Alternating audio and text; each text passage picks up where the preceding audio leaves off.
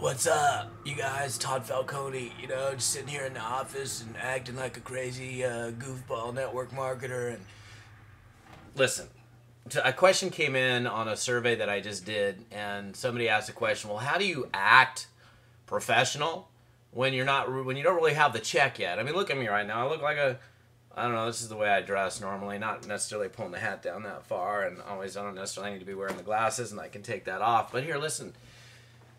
People ask this question about how do you act professional when when you're calling professional people, and how do you act the successful part when you don't have a check, when you're broke, when you have no money, you're brand new, you're just finally getting started in network marketing, and you got to kind of act like you got it going on, but you really don't yet have it going on. Well, we heard the phrase fake it till you make it. Well, fake it till you make it does not mean throwing on a fake watch and buying somebody or borrowing somebody's pimpin' suit or renting a Mercedes Benz so you can look like you're making a whole bunch of money when you're not. It's more about faking you out than it is about faking other people out.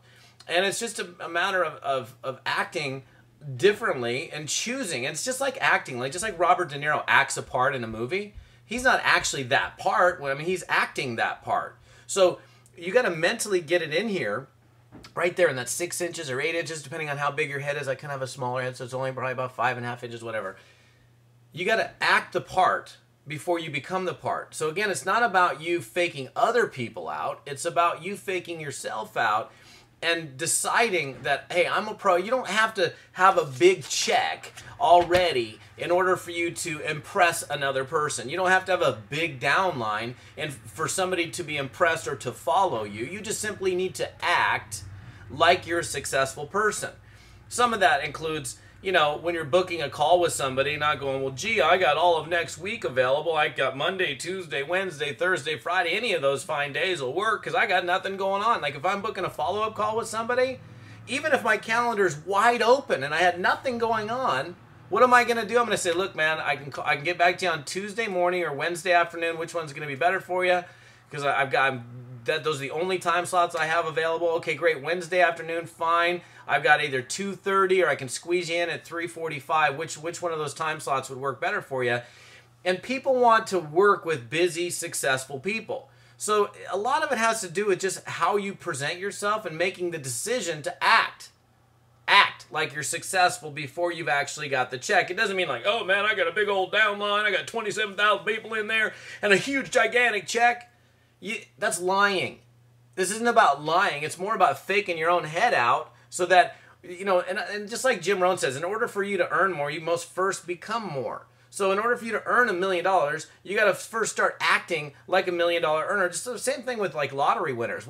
Most lottery winners, within a year or 2 years, are worse off, way worse off than they were prior to winning the lottery because they didn't have the mentality, the thought process to earn that kind of money. So just think about that. Think about the next time you pick up the phone and you prospect that you're already successful, that you have a multi-million-dollar business, that business is booming, that you have more money than you know what to do with, that you have people all over following you, wanting your time.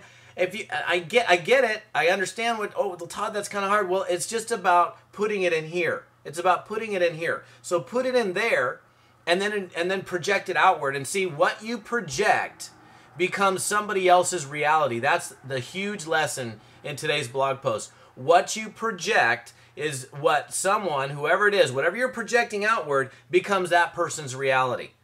It's very, very interesting when you think about it like that. Projection is what you project. In other words, projection is perception, or perception is projection. Either way, you can look at it either way. Whatever you project outward is going to be their perception. Now, like for example, as I end this video blog post, if it was just based on looks, and I mean, like for example, what am I projecting here? Would I go out prospecting like this? Probably not. Unless I wanted to, I don't know, attract a bunch of teenage kids. But if I was going to, so understand this, just with looks alone, what's that projecting?